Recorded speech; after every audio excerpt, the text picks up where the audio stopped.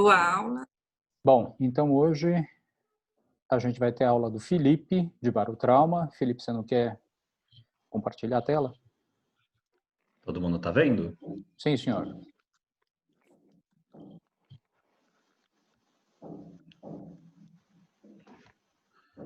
Ok. Bom, eu inicialmente gostaria de falar que esse é um tema que eu gosto muito. Na verdade, desde 2011, eu escrevi junto com a professora Norma um capítulo de livro sobre o tema. E já tem uns 6 anos que eu faço parte do curso de medicina hiperbárica da professora Marisa, do Hospital 9 de Julho. Então, todo ano eu dou uma aula sobre barotrauma nesse curso. Bom, é importante inicialmente nós pensarmos que a orelha média, ela vem de um processo de adaptação evolutiva de muitos anos, né? Então, desde os anfíbios, algo entre 350 e 400 milhões de anos atrás, é que surgiu a orelha média, né, na natureza, e ela é uma tentativa de adaptação a poder escutar, né, a vida terrestre. Então, a orelha média é nosso grande amplificador do som, e ele sofreu esse processo evolutivo de milhões de anos até atingir essa complexidade que tem atualmente nos seres humanos, né? E toda vez o nosso orelha média do ser humano, ela foi condicionada por uma pressão atmosférica constante, né? E não para grandes variações da pressão atmosférica, principalmente em curtos períodos de tempo. Então, na verdade, o ser humano ele testa os limites da sua fisiologia, né, quando ele se expõe a situações como mergulhos submarinos, né, como voo, queda de paraquedas, né, etc. Então, já é descrito problemas com ouvido desde do século V a.C., quando já tinham relatos de mergulhos de apneia, e naquela época já haviam problemas na parte otológica. Depois, na Grécia Antiga, eles caçavam tesouros com mergulhos também, e coletas de ostras no Japão. E desde então, o negócio só aumentou, nos últimos 50 anos aumentou demais, né?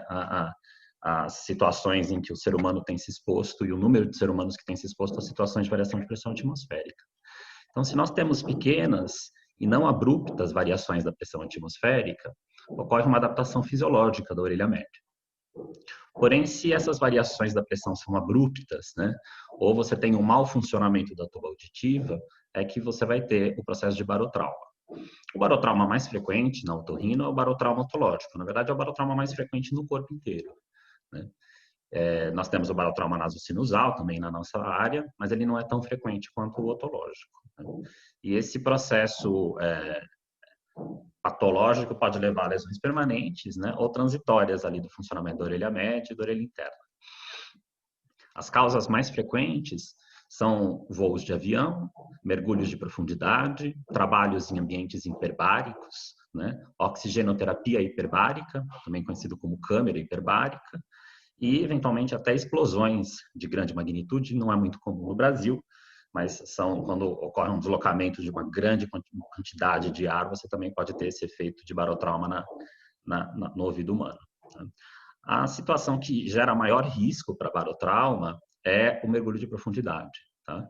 Bem maior do que as outras situações. Então, é quando a gente tem as lesões mais graves, né? E quando são mais frequentes esse tipo de acometimento.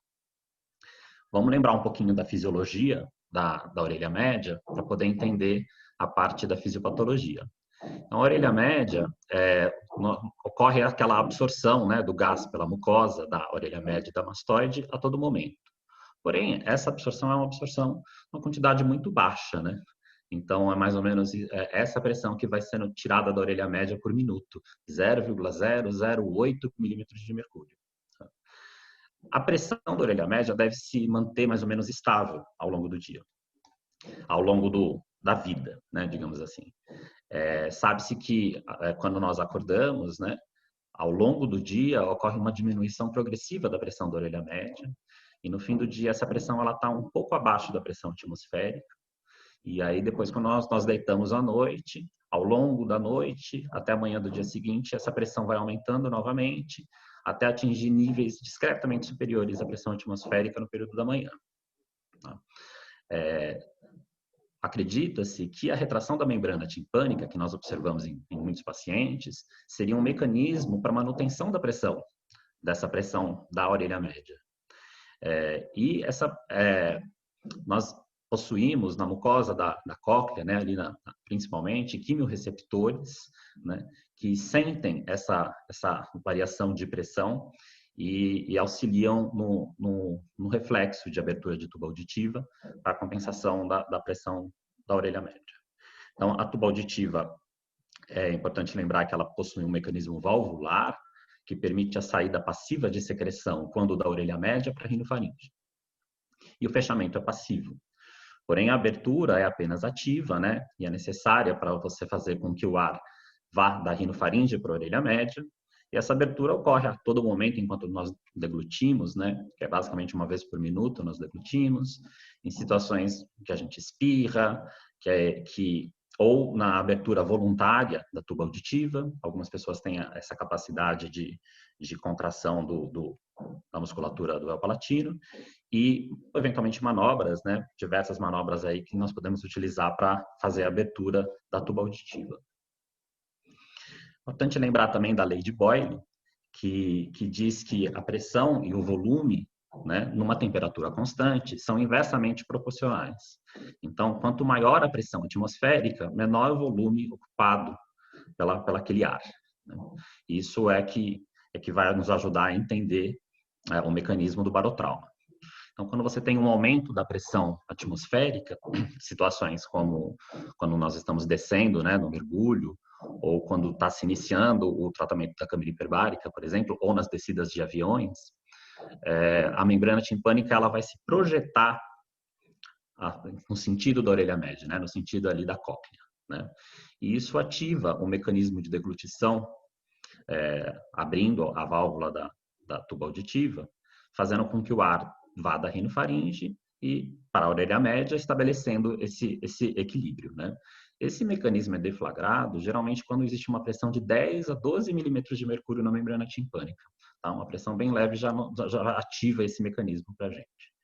Se nós tivermos uma obstrução da tuba ou um mau funcionamento da mesma, situações de edema de mucosa, né, que fazem com que isso não funcione muito bem, presença de secreções, ou a não compensação adequada, é quando a gente vai ter o trauma e o barotrauma estabelecido. É importante frisar que a velocidade da mudança de pressão é mais importante para o trauma do que seu diferencial quantitativo.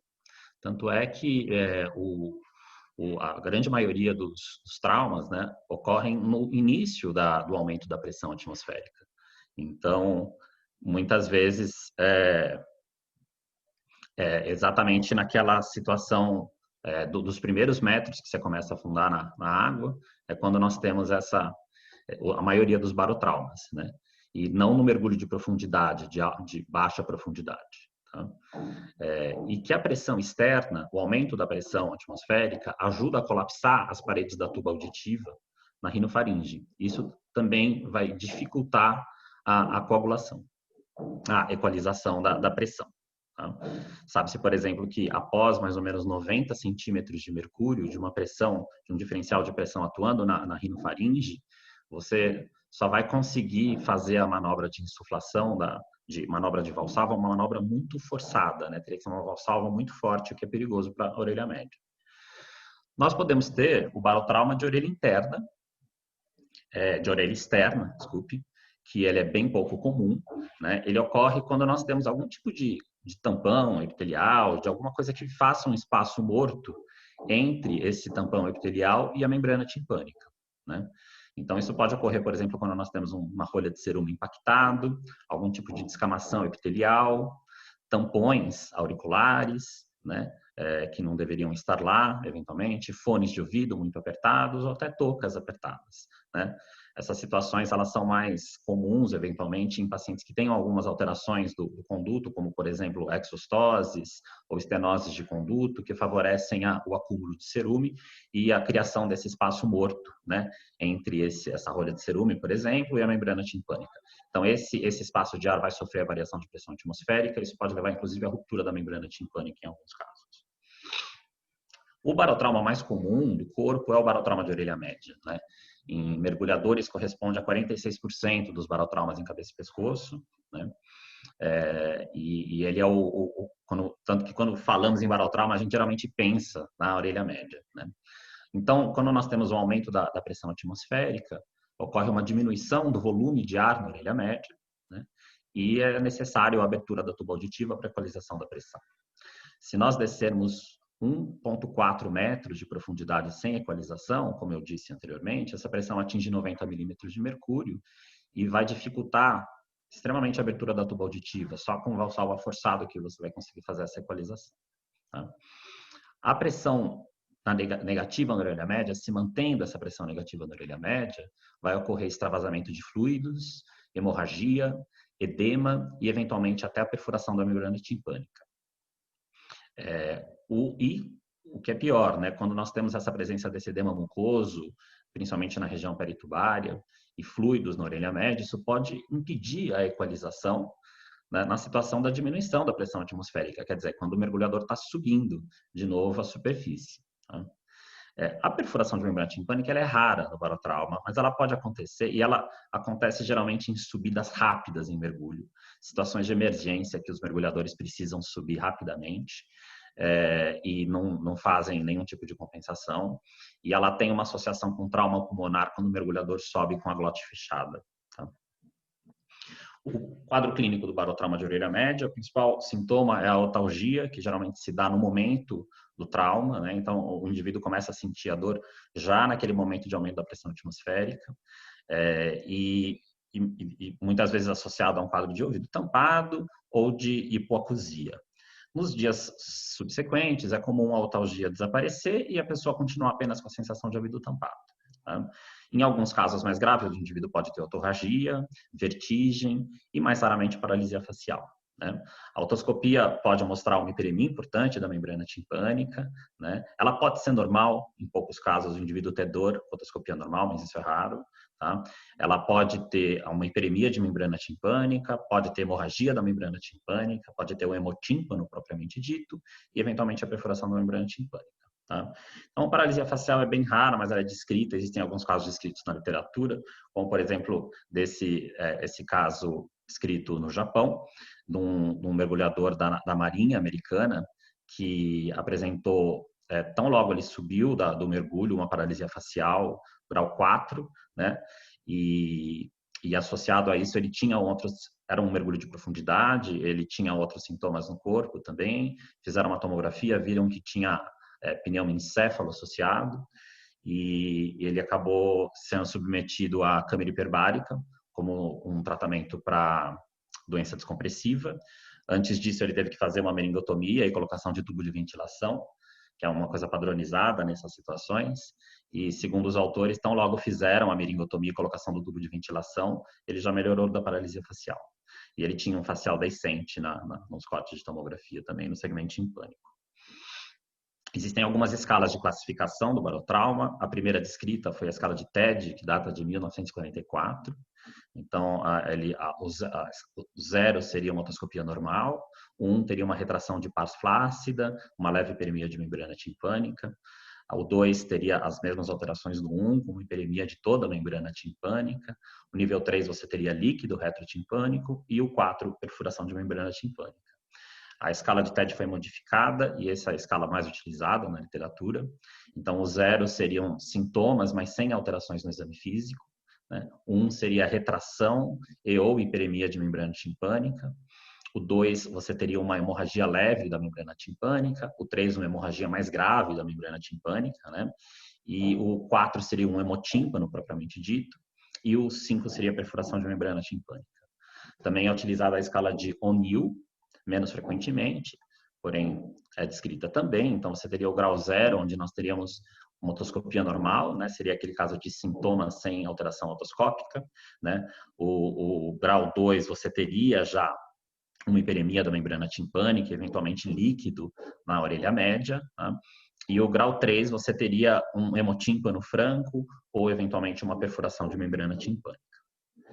Os principais fatores de riscos para o barotrauma de orelha média são situações de obstrução de tuba auditiva, então antecedente de fraturas de osso temporal, então antecedente de traumatismos cranianos, hipertrofia adenoidiana ou tumores, né, que eventualmente impeçam o funcionamento adequado da tuba auditiva. E situações de edema mucosa, que são mais comuns, então pacientes com rinite alérgica, né, com alergias descompensadas, ou os pacientes que se expõem a esse tipo de situação quando estão na vigência de infecções de vias aéreas superiores, pacientes portadores de rinocinusite crônica com ou sem polipose, tá? E indivíduos com antecedente de radioterapia em cirurgia de cabeça e pescoço. Então, são todas situações que também vão levar à obstrução da tuba auditiva. Nós também temos o barotrauma da orelha interna, que é menos comum do que o barotrauma de orelha média, né? Ele geralmente ocorre em descida ou subida de mergulhos, porém ele pode ocorrer raramente em situações de grandes esforços ou traumatismos, né? Tanto crânioencefálicos quanto abdominais. Tá? Os dois principais mecanismos de trauma são o implosivo e o explosivo. Tá? Então, o traumatismo implosivo seria o que está representado na figura.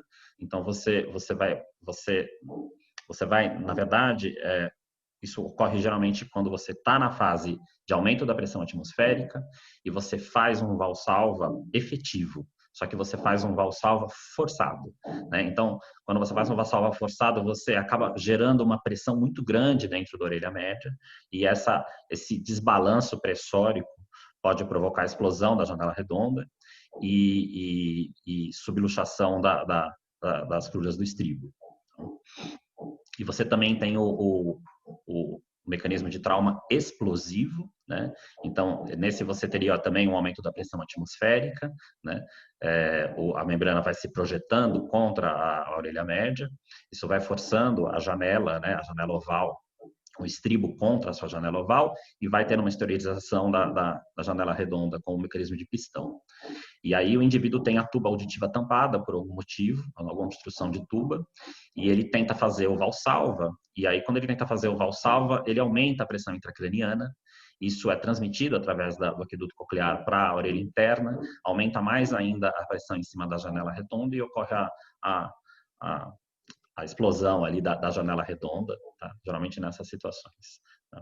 Então, mostrando aí nas duas situações o quanto pode ser danoso um valsalva realizado de maneira incorreta. Os principais fatores de risco para barotrauma de orelha interna seriam um aqueduto coclear alargado, né, principalmente no ósteo ali próximo do forame jugular, ou um aqueduto coclear curto, que é observado geralmente em crianças. Então, por exemplo, ao nascimento, nós nascemos com 3,5 milímetros de aqueduto coclear e os adultos têm 10 milímetros.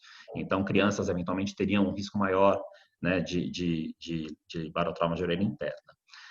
Malformações de orelha interna, em geral, apresentam maior risco de barotrauma, então, dilatação de aqueduto vestibular ou outras malformações. Acredita-se que pacientes com otosclerose, principalmente otoscleroses mais avançadas, né, o aumento da pressão intracraniana que pode ocorrer nessas situações de valsalva, podem levar a shunts endoperilinfáticos, e pacientes com antecedentes de cirurgia otológica em geral, mas principalmente pacientes submetidos à estapedectomia. Embora isso seja um pouco discutível na literatura. Então, nós temos esse trabalho, por exemplo, lá do John House, de Los Angeles, onde ele enviou um questionário para 2.222 pacientes que foram submetidos à cirurgia de estapedectomia. 917 responderam o questionário, e desses 208, né, 22% desses haviam feito ou mergulho de profundidade, ou paraquedismo, ou mergulho com snorkel em algum momento após a cirurgia. Tá? No total desses, apenas 22 haviam feito mergulhos submarinos. Tá? Desses 22 que fizeram, apenas 4 pacientes tiveram 3 pacientes, tiveram sintomas auditivos, né, no momento da descida, principalmente, porém não foi relatado nenhum tipo de perda auditiva nesses pacientes, tá? Mesmo com audiometria. E um desses pacientes, ele teve um quadro de vertigem, que foi isso no momento em que ele entrou, mas era uma água muito fria, então interpretaram como se essa vertigem, que ela passou totalmente depois de um tempo de mergulho, foi por conta de uma estimulação labiríntica mesmo, de uma prova calórica. Tá? Porém, esse paciente, 3 meses após, teve uma perda súbita de audição e foi interpretado como uma fístula, ele foi reoperado e acabou dando certo o fechamento da fístula e a recuperação da audição. Porém, não se sabe se isso tem alguma relação com esse mergulho que ele fez 3 meses antes. Na discussão, o ator diz sobre o seu N enorme de cirurgias lá no House Institute, e que eles de fato não orientam os pacientes a não realizar mergulho. Ele acha que o risco é semelhante à população normal. Ele discute também o fato da técnica que ele usa na estapedectomia, que ele coloca geralmente uma veia, né, protegendo ali a região da janela. Isso talvez pudesse prevenir esse tipo de barotrauma de orelha interna nesses pacientes. O quadro clínico do barotrauma de orelha interna tipicamente se dá com hipoacusia e vertigem, porém você pode ter isoladamente hipoacusia ou isoladamente vertigem. Tá? Alguns indivíduos relatam plenitude aural, zumbido e hiperacusia. E, embora raro, ele pode ocorrer sem sinais de barotrauma de orelha média, quer dizer, a otoscopia pode ser normal. Os principais diagnósticos diferenciais são a doença descompressiva da orelha interna, a cinetose e o mal do desembarque. Então, eu vou falar um pouquinho da doença descompressiva da orelha interna. Para isso eu tenho que lembrar um pouquinho da doença descompressiva sistêmica, né? Ela ocorre geralmente em mergulhos com mais de 20 metros de profundidade e com mais de 20 minutos de duração. Então, segundo a lei de Henry, né, ocorre um aumento da difusão dos elementos gasosos nos tecidos, né, com o aumento da pressão atmosférica. Né? Então, de todos os gases, aumenta a sua diluição tecidual. Né? Então, você vai ter essa difusão desses elementos em diversos tecidos do corpo e nos vasos em geral. Se você faz a ascensão correta, que seria uma ascensão lenta, né? Existe uma técnica adequada para, a depender de quanto tempo você ficou lá embaixo, você tem que fazer paradas ao longo da subida, e isso vai permitindo a eliminação dessas substâncias via expiração. Porém, se ocorre uma ascensão rápida, não seguindo esses parâmetros, ocorre formação de bolhas de gás no corpo como um todo. Isso pode ocorrer nos músculos em geral, gerando uma reação inflamatória importante, e nos vasos ou grandes vasos, podendo levar inclusive a uma falência circulatória. A doença descompressiva, quando acomete a orelha interna, mais frequentemente acomete o aparelho vestibular, pois o aparelho vestibular possui uma irrigação mais rica do que o aparelho coclear. Tá? A vertigem, ela se inicia num período de até 2 horas após a subida, geralmente, e você pode ter perda auditiva neurosensorial associada em 40% dos casos. Essa doença pode ocorrer com ou sem sinais clínicos de doença descompressiva sistêmica, o que dificultaria o diagnóstico diferencial. Né?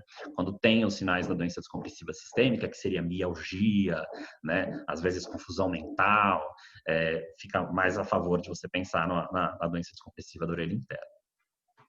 E a formação de gás, né, de bolhas de gás dentro da orelha interna levam a hemorragias focais e depósitos proteicos que podem gerar um processo de labirintite ossificante no futuro. O tratamento da doença descompressiva da orelha interna seria submeter o indivíduo à oxigenoterapia hiperbárica em câmeras hiperbáricas, preferencialmente até 5 horas da doença. A ideia é você fazer com que aquelas bolhas, uma vez com a pressão atmosférica aumentada novamente, você vai aumentar a diluição tecidual dessas substâncias gasosas, e depois o retorno mais lento à pressão atmosférica vai permitir você expelir essas substâncias via expiração. É importante que no transporte os pacientes sejam mantidos com oxigênio a 100% e a prescrição de sintomáticos. Você pode fazer uma terapia adjuvante com corticoide para diminuir esse processo inflamatório e com dextran para aumentar a expansão, né, dos vasos e melhorar a circulação periférica. E você deve realizar, segundo a literatura, colocação de tubo de ventilação bilateral de emergência antes desse indivíduo ir para a câmara hiperbárica, né? Porque às vezes ele está ali também com um barotrauma de orelha média associada, enfim. Então, para você evitar mais danos à orelha média, você colocaria um tubo de ventilação antes desse procedimento. Infelizmente, a maioria dos pacientes que têm doença descompressiva, seja de orelha interna ou sistêmica, chegam nos serviços muito após essas 5 horas de doença, né? Mesmo assim, ainda é feito o tratamento, mas após 5 horas de doença, a chance de sequela é muito grande, mesmo você fazendo o tratamento adequado. Na avaliação do barotrauma, claro, além da parte clínica, né, da anamnese, exame físico, nós geralmente pedimos algum tipo de avaliação auditiva. Então, audiometria, se disponível, a imitanciometria pode te ajudar, e isso nem sempre é possível quando o indivíduo está com dor de ouvido, porque a imitanciometria pode ser muito dolorosa. E tem alguns hospitais, uma situação específica de alguns hospitais que não tem audiometria, mas, por exemplo, tem um potencial evocado de tronco, então você pode solicitar o BERA para você, pelo menos, descartar que não houve uma perda neurosensorial importante ou aferir que é, de fato, uma perda condutiva. Dos exames de imagem, eles devem ser solicitados se o paciente apresentar vertigem persistente, suspeitas de fístula paralinfática, perda auditiva neurosensorial ou mista, ou para excluir lesões mais graves, né? Então, por exemplo, essa tomografia aqui mostra, né, um pneumolabirinto, e você pode ter lesões mais graves como pneumoencéfalo. Então, então, não é um exame que a gente pede de rotina, tá? Tomografia e ressonância, mas nós pedimos nesses casos que eu listei aí, até também para você investigar se existem alguma outra malformação, por exemplo, cócleo vestibular, que tenha pressuposto o indivíduo a ter, por exemplo, um barotrauma de orelha interna, tá? E sobre o tratamento, como tratar esses pacientes. Então, aí vai depender da região acometida, né? Se for um barotrauma de orelha externa, você vai fazer a limpeza local, então aspirar o sangue que se formou, restos de cerume, né? E geralmente o uso de gotas otológicas é o suficiente para tratar esses pacientes e analgésicos, né? Porque é uma situação dolorosa. Em algumas situações você pode usar antibiótico sistêmico, e é importante você tentar identificar o porquê o indivíduo teve o barotrauma de orelha externa para que ele não tenha novamente. Então, se foi por um toco apertada, por tampão, se ele tinha uma exostose no conduto, uma rolha de cerume. O barotrauma de orelha média, no tratamento clínico, o importante, num primeiro momento, a analgesia é uma situação de muita dor, na maioria das vezes, né? Você pode lançar mão de descongestionantes, tópicos ou sistêmicos, porém é importante ressaltar que a associação desses descongestionantes com antihistamínicos podem dificultar a drenagem das secreções da orelha média. Então, nem sempre nós utilizamos. Tá? E além de que existem os efeitos, né, sistêmicos aí dessas medicações para pacientes com arritmia, hipertensão, enfim, é uma medicação que nem sempre nós utilizamos no tratamento clínico. Se o indivíduo tiver perfuração de membrana timpânica, que é muito raro, usar antibiótico. Tá? E corticoides nasais ou sistêmicos você pode usar para tentar diminuir o processo inflamatório da tuba auditiva e melhorar a drenagem da secreção. Não existe comprovação científica para isso, porém acredito que muitos otorrinos utilizam aí no dia a dia. Tá? E o acompanhamento clínico desse paciente é para saber se esse ouvido voltou ao normal, se ficou algum tipo de perda auditiva residual. O tratamento do barotrauma da orelha interna, clinicamente, a respeito de quando há uma perda auditiva neurosensorial, nós utilizamos corticoide em alta dose como um tratamento de surdez súbita. E se há vertigem, os sedativos labirínticos para conter os sintomas. Se há suspeita de fístula, além das medidas de repouso, né, medidas para diminuir a pressão intracraniana, como elevação de decúbito, evitar situações de esforço em geral, você vai indicar o tratamento cirúrgico, né? Então, ele é indicado se há suspeita de fístula ou se há falha do tratamento clínico, quer dizer, a perda auditiva, por exemplo, não está recuperando com corticoide, você também pode indicar o tratamento cirúrgico. Seria a busca das fístulas mesmo, de janela oval e redonda. Então, geralmente é utilizada a colocação de enxertos biológicos sobre as janelas oval e redonda. E o que pode facilitar a identificação dessas fístulas no intraoperatório é colocar o indivíduo na posição de Trendelenburg ou pedir para o anestesista fazer um valsalva intraoperatório, né, uma situação de aumento da pressão pulmonar. Isso pode identificar. Alguns autores sugerem que você deveria colocar esses enxertos sobre as janelas nessas situações, mesmo que você não identifique a fístula. Mas o que é mais importante, como muita coisa na medicina, é a prevenção, né? E o barotrauma não é diferente disso. Então, tem algumas recomendações que nós podemos fazer para os pacientes se prevenirem dessa patologia. Seria um exame médico pré-mergulho ou pré-oxigenoterapia hiperbárica, né? Onde nós faremos uma avaliação da tuba auditiva, pois ela é fator determinante para a ocorrência do barotrauma otológico, né? Se o indivíduo tem uma via uma via aérea nasal patente, né? Se ele tem obstrução nasal crônica, então examinar sempre bem o nariz desse paciente, a ausência de sinais, sintomas nasais ou paranasais, né? Ativos principalmente. Se a membrana timpânica é translúcida, intacta, tudo isso vai favorecer a uma boa equalização da pressão, né? E a capacidade de realizar manobras de abertura da tuba auditiva, né? Tanto a capacidade do indivíduo realizar, quanto a orientação de como realizar de uma maneira adequada, né? E o uso de descongestionantes nasais e ou sistêmicos, se tiver na presença de uma infecção de via aérea superior ou rinocinusite aguda, e que, na verdade, são situações onde a exposição, né, a alteração da pressão atmosférica deveria ser contraindicada. Porém, fatalmente, muitos aqui vão se deparar com pessoas que têm voos de avião marcado e não tem como perder o voo. Tem algumas situações onde a pessoa prefere ter o risco de ter dor de ouvido e tal. É muito comum, eu, por exemplo, no consultório, às vezes o paciente está no tratamento de uma rinocinusite, por exemplo, e ele tem uma viagem que ele não vai deixar de fazer. Então, nesses casos, eu costumo prescrever descongestionante nasal tópico e sistêmico uma hora antes do pouso, né, da decolagem e do pouso do avião, a fim de tentar prevenir uma otalgia intensa ali durante o voo.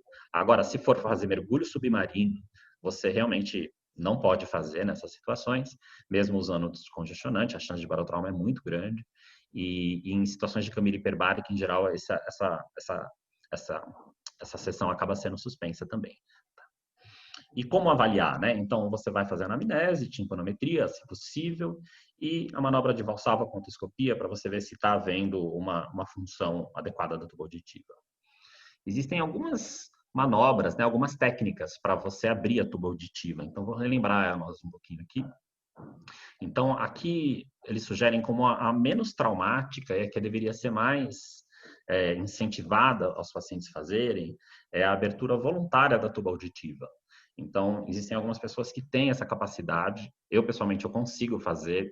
Eu não sei explicar como. Você puxa o palato para cima e, com isso, você tem um controle daquela musculatura do véu palatino e você consegue abrir a tuba auditiva sem manobras de muito esforço. Tá? A manobra de Valsalva, que é mais conhecida por todos, então você aperta as narinas, comprime as narinas e tenta gentilmente assoprar pelo nariz. A manobra de Tombi, ela seria você aperta as narinas e engole. Tá? Tem a manobra de Frenzel, que é uma das manobras mais difíceis de explicar e de fazer. Tá? Porém, é as que os mergulhadores de apneia mais utilizam para fazer, pois ela é uma manobra bem efetiva para quem sabe realizá-la. Tá?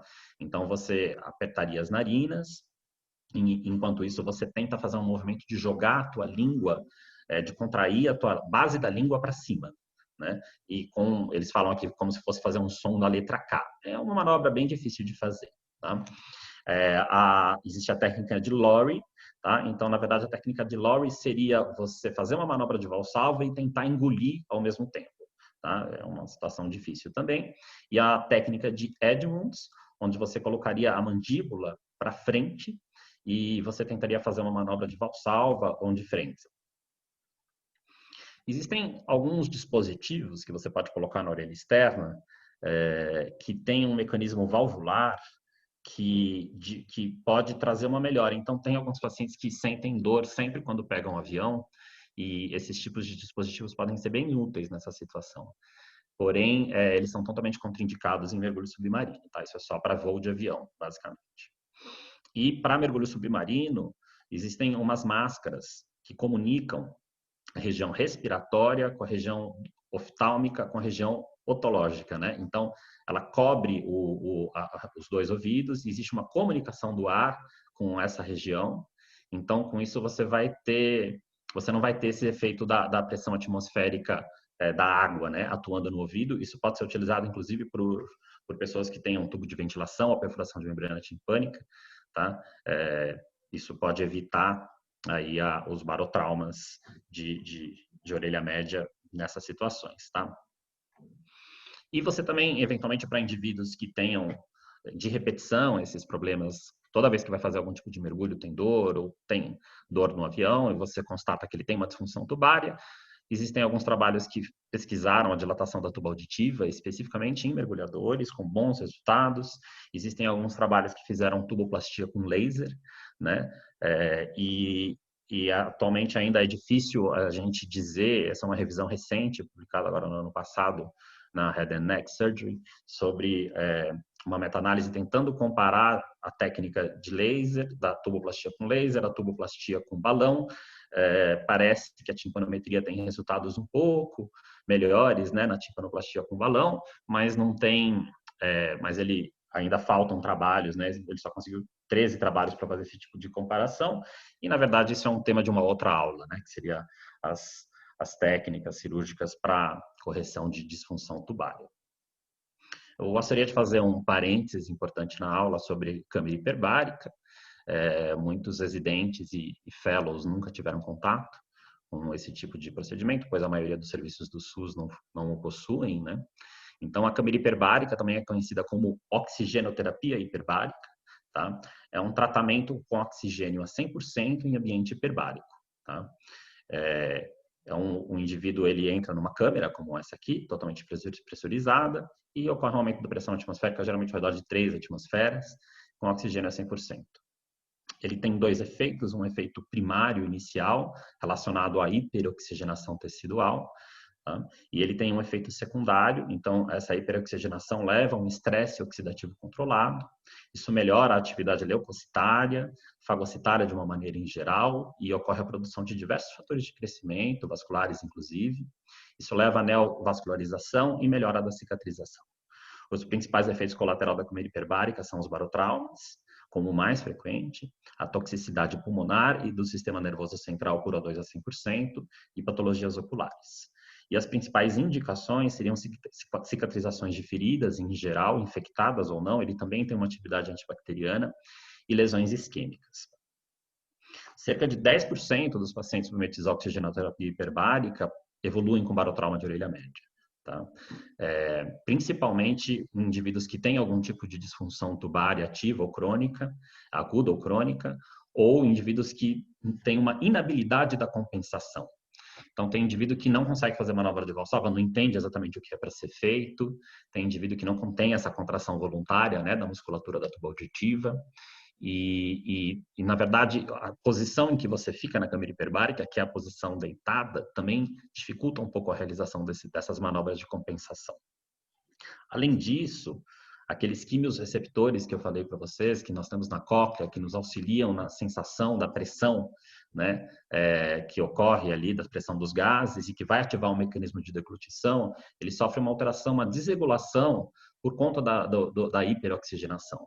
Então, às vezes, o indivíduo ele não percebe que, na verdade, o barotrauma está acontecendo e ele acaba não fazendo as manobras de compensação. Tá? O barotrauma é mais comum na fase inicial de compressão, assim como é mais comum nos primeiros metros que você está descendo na água, em mergulhos, né? Quando a diferencial de pressão na membrana timpânica atinge mais de 60 milímetros de mercúrio, você já começa a ter dor de ouvido.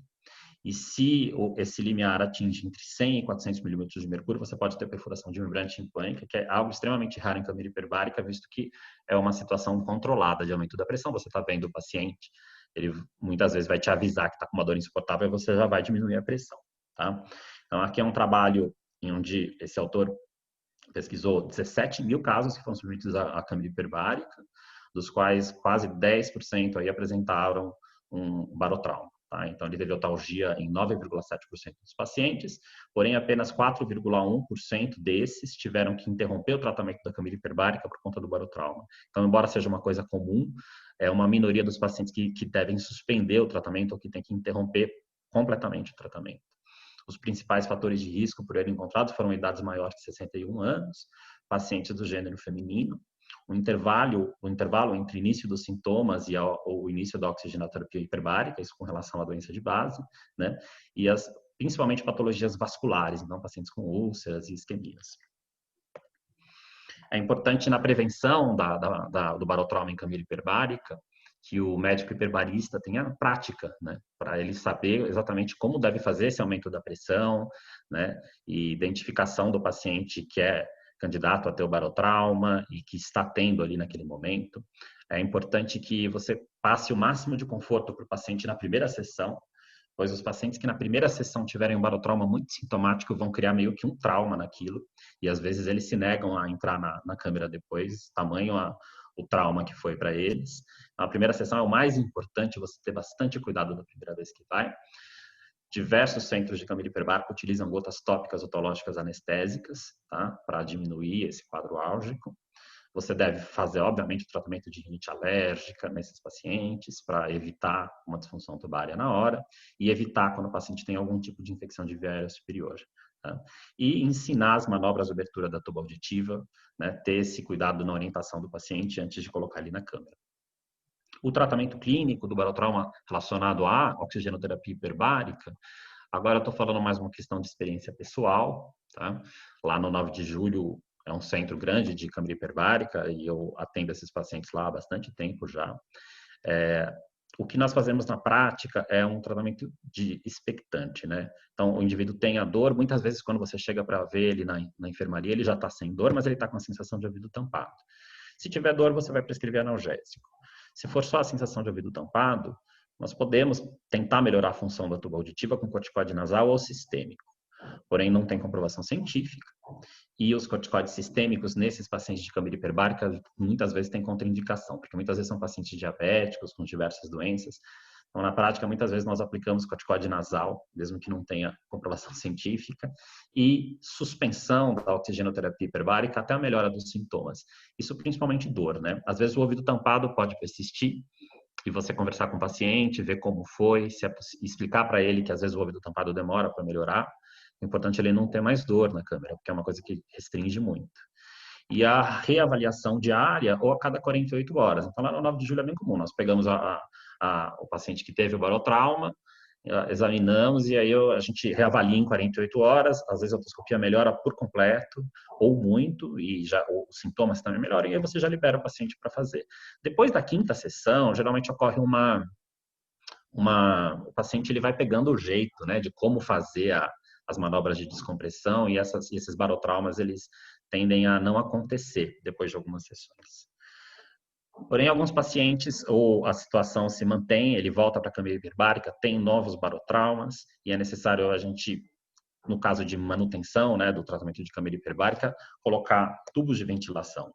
Então, esse aqui foi um paciente que o Dr. Rafael Monsanto que fez essa cirurgia, foi agora recente, um paciente lá do Hospital 9 de Julho, foi um paciente que evoluiu com barotrauma, com um hemotímpano mesmo, está um pouco escura a imagem, não dá para ver o quão hemotímpano é nessa imagem, mas realmente era um hemotímpano, ele precisava muito fazer a câmara hiperbárica, observamos alguns dias, não houve nenhuma melhora do barotrauma, do processo patológico, e aí foi optado por colocação de tubo de ventilação. Geralmente utilizamos tubo de ventilação do tipo Shepard nesses casos, tá? E é muito incomum, tá? Então eu diria que assim, lá, por exemplo, no Hospital 9 de Julho, que tem um movimento bárbaro assim de câmara hiperbárica, é um movimento enorme, é um paciente por ano, um a cada 2 anos que nós necessitamos colocar tubo de ventilação. E basicamente toda semana chamam a gente para avaliar um ou mais pacientes que tiveram barotrauma na câmera, tá? Então realmente é uma situação incomum, tá? Você deve, antes de colocar o tubo, pensar em diversas coisas, pois esses pacientes, eles possuem diversas doenças, né? Muitas vezes até os pacientes já vêm já de outras cirurgias prévias, de debilitamentos, eles já estão internados há bastante tempo, às vezes. Então, você, às vezes, colocando o tubo nesse paciente, você vai estar trazendo mais um problema para ele, né? Digamos assim. Então, você tem que pensar bem o quanto que a câmara hiperbárica está sendo importante nesses pacientes, né? O quanto que os sintomas otológicos estão atrapalhando a manutenção do tratamento com câmara hiperbárica e orientar bem das chances de complicações que ele pode ter do procedimento, que são maiores do que a população em geral pelas suas comorbidades, tá? Então, as principais complicações do tubo são as mesmas de colocação de tubo de ventilação em geral, otorreia, otalgia, perdas auditivas, perfurações persistentes e zumbidos. Porém, esses pacientes de câmara hiperbárica possuem taxas de complicações maiores do que a população em geral. Então, para não esquecer, é importante no barotrauma avaliarmos inicialmente a topografia de onde ele ocorreu, se foi na orelha externa, na orelha média ou na orelha interna. O barotrauma de orelha média geralmente manifesta-se como otalgia, uma plenitude aural. O tratamento geralmente é clínico, com analgésicos e eventualmente corticoides. O barotrauma de orelha interna geralmente cursa com vertigem e hipoacusia. O tratamento clínico com corticoide em dose alta e cirúrgico se há suspeita de fístula. E o barotrauma relacionado à câmara hiperbárica são quadros geralmente menos graves, né? O tratamento clínico expectante é o suficiente na grande maioria dos casos e, eventualmente, a necessidade de um tratamento cirúrgico com tubo de ventilação. E ressaltar, mais uma vez, as prevenções do barotrauma, que são que talvez seja a medida mais importante. Então, uma avaliação médica ou otorrinolaringológica antes dessas situações de exposição de variação de pressão atmosférica. Ver a capacidade do indivíduo de realizar as manobras de abertura da tuba auditiva e, eventualmente, isso talvez no futuro a gente vai poder responder melhor se algum tipo de cirurgia de tuba auditiva pode prevenir esses barotraumas. Então, era isso que eu tinha a dizer. Se alguém tiver alguma dúvida, algum comentário, quiser passar a sua experiência aí.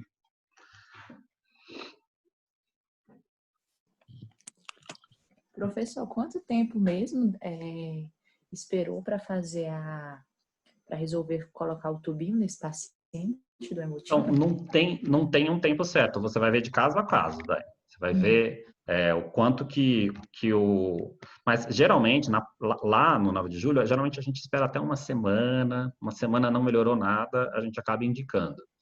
Mas isso você vai individualizar de caso a caso, porque tem paciente que quando você chega para ele propondo a colocação do tubo, ele já olha para você e fala assim, não, doutor, isso eu não vou fazer, eu prefiro não fazer a câmera. Eu prefiro continuar com outro tipo de tratamento. E tem pacientes que já vêm de uma patologia arrastada, que já fizeram diversos tipos de tratamento para cicatrização e nada funcionaram. E a câmera é a única possibilidade terapêutica, ou na cabeça dele é a única.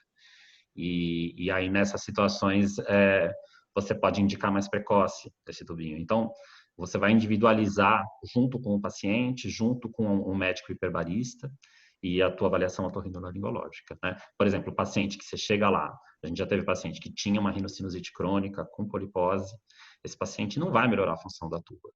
E ele precisava continuar fazendo o tratamento. Então, esse paciente a gente indicou mais precoce. Então, não tem regra, você vai ter que individualizar de caso a caso. Certo, obrigada. Oi, Felipe, parabéns. A sua aula foi muito importante, muito interessante, mas eu queria lembrar também algumas coisas, porque lá no próprio 9, a gente recebia muito, por causa da Marisa, né? A Marisa D'Agostinho, ela é muito estimuladora da câmara hiperbárica, e logo no início do processo, já tem muitos anos atrás, ela chegava com um paciente na sua sala para você pôr o tubinho para ela entrar para a câmara hiperbárica. Lembra dessa história? A gente não tinha nem audiometria, nem nada, era um caos. E algumas vezes não tinha nem audiometria para a gente colocar esse paciente, nem sabia se o barotrauma tinha sido só de orelha externa ou tinha tido um barotrauma de orelha interna. Era muito confuso. Em muitos casos, inicialmente, eu só fazia a paracentese, aí ele entrava para a câmara só com uma paracentese, sem colocação do tubo, e às vezes ele nem precisaria de você colocar o tubo depois, né? Ela fazia 1 ou 2 sessões e depois aquilo compensava e não precisava do tubo de ventilação. Lembra dessa época?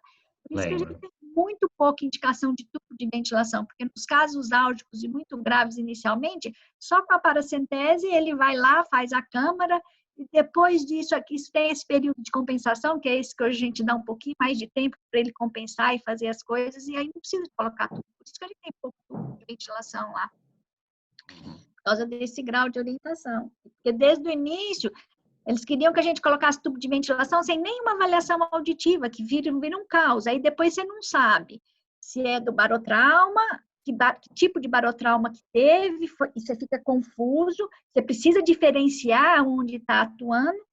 Tanto que o Francisco Polanski está na reunião agora, eu até tinha pedido para ele entrar, porque ele está fazendo uma tese justamente, e ele tem visto um monte de barotraumas, são barotraumas que recuperam espontaneamente, recuperam muito, em um período muito curto de tempo, e que tem repercussões auditivas na orelha interna que a gente não dá nem diagnóstico, porque isso recupera, né? Mesmo as nossas fístulas, as verdadeiras fístulas labirínticas, mergulho, essas coisas todas, elas recuperam muito espontaneamente, né? Inclusive com recuperação da perda de audição. Portanto, tem mudado esse conceito do tipo de tratamento, essas coisas todas para isso. Mas parabéns, eu acho que esse campo está muito aberto e nós temos que aprender a lidar com isso hoje, com todo mundo mergulhando. Mergulho hoje deixou de ser uma atividade só lúdica, mas está todo mundo mergulhando, está todo mundo viajando, está todo mundo pulando de paraquedas, e aí o que a gente faz com esses passeios? É uma loucura. Né? Certo. Mas parabéns. Posso fazer uma pergunta? Claro, professor. Você gosta mais do mecanismo explosivo ou implosivo? Às vezes o pessoal comenta, porque eu não vejo câmara hiperbárica, então não tenho essa experiência que vocês têm. Você, a Norma, a pessoa que está lá no Norma. Eu vejo alguns pacientes com problema em voo, porque estavam gripados ou qualquer coisa, e já tive problema com mergulhadores. Tem paciente que fala que nem tentou, valsava, não fez nada e quando pousou estava já surdo e quando você vai ver tem um hemotímpano, pode ter algum grau de perda sensório neural. Você acha que é importante o cara tentar o valsalva para poder configurar o mecanismo completo aí da fisiopatogenia ou só a hiperpressão sobre a membrana timpânica já poderia, estou falando em refletir para a orelha interna? Orelha interna, né? Teoricamente, o mais comum são nas subidas dos mergulhos, esses barotraumas de orelha interna. Então, está mais relacionado com uma manobra de valsalva inefetiva. Na verdade, o indivíduo, quando ele começa a ter o barotrauma na descida, começa a ter aquela dor, aquele sintoma quando ele está descendo, e aí, quando ele sobe, ele não consegue fazer a compensação da tuba auditiva, e na tentativa de compensar com valsalva forçado é que vai tendo Então, a literatura diz que é mais comum na subida, nessas situações do fim do mergulho. Tá. Eu vou complementar a sua pergunta, professor Laércio. O Felipe, eu às vezes acho que a própria manobra de valsalva, ela é feita de uma forma tão inadequada que ela é mais prejudicial do que benéfica. Você tem essa sensação? Eu acho que a manobra de valsalva, às vezes agrava a lesão. Ou estou equivocada? A manobra de valsalva teoricamente, no que eu li aí, é a que mais deve ser evitada para a compensação da orelha média. Diz que é a mais agressiva para a orelha média. Então, aquelas outras manobras seriam melhores. Porém, é a mais fácil de fazer, né? A valsalva. Mas aí eu te pergunto, por que eles ensinam isso para os mergulhos? Eu vejo nesses cursos de mergulhos, o povo ensina que no fundo você pode descer e que você tem que fazer a manobra de valsalva para equalizar as pressões. E a sensação que eu tenho, são os pacientes que chegam para a gente, é que esses que insistem na manobra de valsalva, a lesão é muito mais grave. E eu tenho lesões de orelha interna. Tanto que eu acho que devia ser proibido ensinar a fazer manobra de valsalva para quem está mergulhando. Eu sou amador, mas eu fiz alguns mergulhinhos aí e fiz até um curso prévio. E o cara insiste que não deve fazer valsalva. Ele, como o Felipe falou, o orientador lá, o treinador, o instrutor, desculpa, ele falava que você tinha que fazer a contração da musculatura da faringe, tentar engolir, fazer uma pressão interna, mas evitar uma valsalva. Até porque você está de máscara, né? Fica muito difícil tampar o nariz e fazer a força grande, né? O importante é você compensar no começo também, né? Cada 5 metros, no máximo, compensar, né? Se você deixar a pressão ficar muito alta, depois é muito difícil você abrir a tuba auditiva sem a valsalva, né? Então, é importante que ali nos primeiros metros que você está descendo, você fazer a compensação ali no começo. Às vezes tem gente que, principalmente em batismo, o pessoal vai descendo vocês, porque o mergulhador experiente, ele tem uma chance de barotrauma muito menor do que o mergulhador de batismo. Questão meio óbvia até, né, de traquejo ali com a situação. Então, ele tem uma tendência a te empurrar meio que para baixo ali, a te afundar, e você tá lá com dor de ouvido, ele tá te afundando, e aí lá embaixo é que você não vai conseguir equalizar essa pressão sem ser com manobra forçada, né? Então, é importante que tenha paciência nos primeiros metros ali da descida, e antes de você descer a mais de 10, 20 metros de profundidade. O pessoal faz muito valsalva no avião, né? na hora do pouso. E isso é que eu acho que é ruim. Eu normalmente peço para as pessoas que sempre reclamam que têm dor, fazer a manobra, que eu nunca me lembro o nome, você mostrou um quadro bonitinho com o nome de todas as manobras, eu peço para o cara pegar um copo d'água, botar um gole de água na boca, tapar o nariz e engolir. É Tonbi. É a Tonbi. Tem um outro que engole lá também, não sei. Bom, enfim, porque, como você falou, pode ser difícil se o cara não está com saliva, não tem nada, mas se você pede um golinho d'água, o pessoal tem gostado, acha que funciona bem. Eu gosto da manobra de Toynbee aí, acho mais fisiológica. Exato. Posso fazer um comentário só apenas? Claro. Oi, aqui é o Francisco de Curitiba, tudo bem? Excelente aula.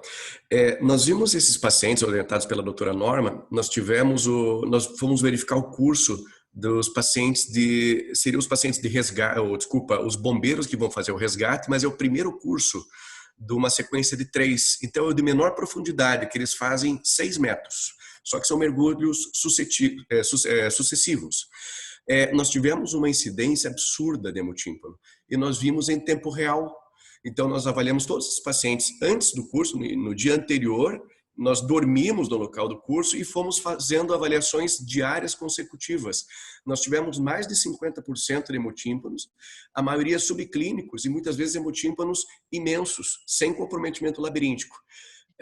E nós estamos vendo esses pacientes, com um ano depois, todos recuperaram durante o curso, mas uma grande parcela manteve lesão de alta frequência, com pouca queixa, e nós fizemos desses pacientes antes da exposição. E eram audições perfeitas, porque são pacientes jovens. E mesmo que passou toda a história, então eu tinha uma ideia de hemotímpano sempre com muita dor. Pelo contrário, a maioria é totalmente assintomático, no máximo um pouco de plenitude. E nós avaliando esse paciente com o passar dos meses e agora ano, a maioria que teve hemotímpano maciço, sem sintoma, porém lesão de na audiometria de alta frequência. Na verdade, tem trabalho mostrando que não parece que o mergulho ele não aumenta o risco de perda neurosensorial a longo prazo em frequências de até 8.000 Hz. E só em altas frequências, como você disse. Agora, a presença do barotrauma, você que deve estar estudando isso, acho que você viu um trabalho feito no Rio Grande do Sul sobre barotrauma. Então, eles compararam os mergulhadores experientes e os que estavam fazendo o batismo, né? E aí a frequência do barotrauma era assim, o barotrauma otoscópico, mesmo nos mergulhadores experientes, beirava 90%. É algum tipo de alteração. Só que os iniciantes tinham mais de 90% de barotrauma sintomático. E os mergulhadores experientes, basicamente ninguém teve sintoma, mas quase todo mundo teve alteração da otoscopia. Então, realmente, a chance de ter alteração otoscópica em mergulho é enorme, né? Mesmo que não tenha sintoma. E aí você falando isso, o próximo curso deles é de 40 metros, inclusive é aquele navio que tem 2 câmeras hiperbáricas dentro do navio. E a incidência de problema já é o mesmo grupo que vai já um pouco mais acostumado e ele toma mais cuidado, porque o que faz em 6 metros ele não toma cuidado, porque ele não precisa fazer descompensação, não precisa fazer nada, e faz lesão. E o próximo, ele é praticamente isento de lesão, né? Porque ele já tem o costume, já sabe como fazer e ele já está preparado. É igual a gente atendendo o Covid na UTI e no consultório, né? Quem atende está mais preparado. E a gente não, né? Então, realmente. Mas é bem interessante ver esses pacientes assim ao longo, nesse prazo mais longo, porque mantém alteração. Vou fazer uma pergunta para vocês. Existe alguma explicação de quando o paciente vai desenvolver o hemotímpano ou então só o acúmulo de uma secreção líquida, serosa, alguma coisa mais tranquila? Por que alguns sangram e outros só exudam ou transudam? Não vi. O que parece nas escalas que são feitas, né, eles consideram como o hemotímpano um quadro mais grave do que a hemorragia de tímpano, né? Então, agora, eu acho que tem a ver talvez com a gravidade do barotrauma, né? Mas não existe uma coisa assim dizendo exatamente quem vai evoluir para uma coisa e quem vai evoluir para outra. Isso eu não vi. Você viu, Polanski, alguma coisa assim? Não, inclusive nesse paciente nós fizemos nasofibro pré, pós e durante. Tinha só um paciente que tinha um pólipo isolado no meato médio, os outros uma naso perfeita, e esse paciente mesmo que tinha o pólipo, ele não desenvolveu nada. Então, todos os outros pacientes não tinham queixa e não tinham, são pacientes jovens, não tinham nada na nasofibro, foi até a tuba e desenvolveram de maneira aleatória, nesse grupo, pelo menos. Polanski, e zumbido? Todos. Tem tido queixa de zumbido residual depois? Plenitude, zumbido sim. Os que mantiveram têm zumbido que não tem um grande comprometimento assim nas atividades do dia a dia, mas tem zumbido. A plenitude não mais, mas zumbido mantém. Não tá é vendo? uma queixa Hector, assim... olha o que eu falo do zumbido agudo nas perdas em altas frequências. A gente tem visto isso muito. É tudo psicológico, não existe esse. Joia, gente, mais alguma pergunta para o Felipe, para o Polanski? Obrigada, Felipe, foi ótimo. Felipe, Obrigado, Felipe, foi ótimo. Parabéns. Só queria, Hector, aproveitar e confirmar na nossa discussão da autologia de terça-feira, no dia 25 de agosto, o Chris Aldrin confirmou. O Chris é o presidente da seção de otologia da Royal Society of Medicine. Ele mora em Londres, em Windsor, perto de Londres. E ele é um amigo super tranquilo, ótimo violinista também. E ele vai falar sobre... Quem que citou? Alguém falou... eu vi um pedaço da aula do Andy outro dia de autoespongiose, ele citou o trabalho que o Chris participa de epidemiologia da autoespongiose. Então, ele vai falar sobre a epidemiologia da autoespongiose que eles estudaram lá no Reino Unido e as estratégias de tratamento que eles têm com medicamento, aparelho e a cirurgia. Então, ele vai falar dia 25 na reunião da autologia. Então, combinei com ele dele falar das 10 às 11, porque daí se a gente começa às 9h30, tem um tempo ainda para discutir os casos. Que dia, professor? Dia 25 de agosto. De agosto. Tá. Agosto, Na reunião da OTO, professor, isso, né? Para a reunião da OTO. Tá, não é naquela reunião que a gente faz com a equipe do Rio Grande do Sul, não. Não. Não, é na OTO mesmo, tá bom. Aliás, vai ser também na última sexta-feira, né? Isso, eu acho que vai ser, não vai? Não vai coincidir com a reunião na sequência que a gente entra com o Rio Grande do Sul? Eu posso pedir para ele começar 1h mais tarde e aí já... ficar nessa reunião, o que você acha? Acho que é uma boa ideia. Vou ver se ele pode, então, falar 1h mais tarde, em vez das 10 às 11. Porque ele vai estar lá com 4 horas de diferença com o Reino Unido. 5 horas agora, porque é horário de verão. 5 horas? Então, se for às 11, vai dar o quê? 4 horas da tarde? 4 horas da tarde dele lá? Eu vejo com ele, então. Bem lembrado. Não? Vai ser a hora do chá. E no dia 18, na terça antes, a reunião geral da Otorrino, das 8 da manhã, depois da pós, é da otologia. E eu acho que eu que estou escalado para fazer a reunião. Então, como eu gostei do modelo que o Makoto fez da Rhino, eu convidei o professor Bruce Gantz, lá de Iowa, para falar sobre os avanços do implante coclear e a estratégia de preservação auditiva e a repercussão disso no processamento auditivo. Então, ele vai falar às 8 da manhã, no dia 18, então, tá bom? Então, aí a gente tem dois convidados internacionais aí para... No mesmo dia, que maravilha. Não, mesmo dia não. 2 semanas. 2 semanas seguidas. 18 e 25, No dia 18, na reunião geral do departamento, que é da otologia, e no dia 25, na nossa reunião, que eu vou ver agora se ele faz 1 hora mais tarde, porque daí junta com o pessoal do Sul. Legal. Ô, Hector, já que você está controlando todas essas reuniões,